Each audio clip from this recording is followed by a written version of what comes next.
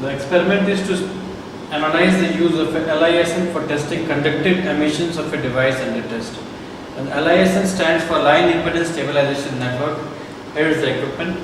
It is connected to the mains power supply using a standard cable, and its basic function is to isolate the mains power supply from the noisy power of a device under test. A device under test right now is an SMPS kept here. We connected the SMPS to a British 3-plug connector at the LISN. This LISN will isolate any noise being conducted through the mains cord being generated by the DUT from being connected to the mains power supply.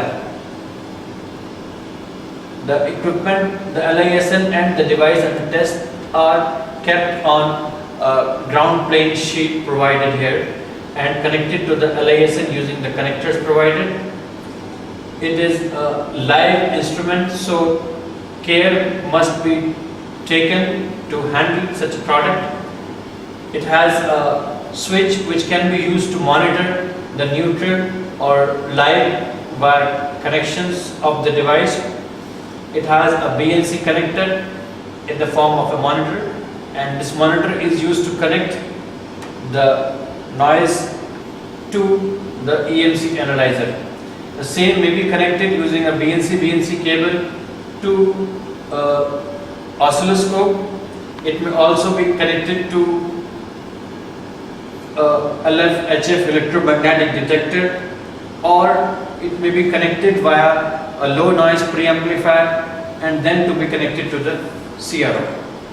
This monitor is a high pass filter which blocks out the 50 Hz waveform from the mains power source and only allows high frequency noise to be available at the monitor connector. It also has an artificial hand. This is primarily useful for 2-pin devices wherein the earth connector is not provided. So this can be used to simulate the function of a hand being used to hold the device. An earth line choke filter is provided at the input.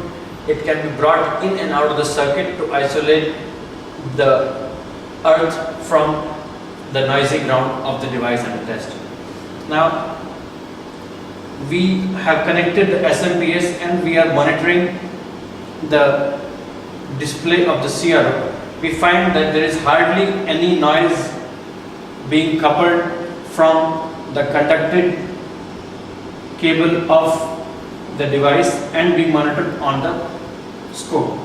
To find out if our setup is working fine, I'll try and couple my emission reference source using a magnetic loop onto the device. We observe that as we couple the signal, there are certain frequency spurs being available on the display.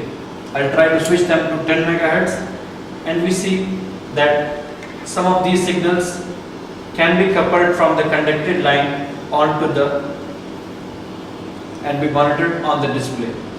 You can use your own noisier power supply in the form of a choke or a computer power supply or a CFL choke or any other device and monitor its conducted emissions using a LISN.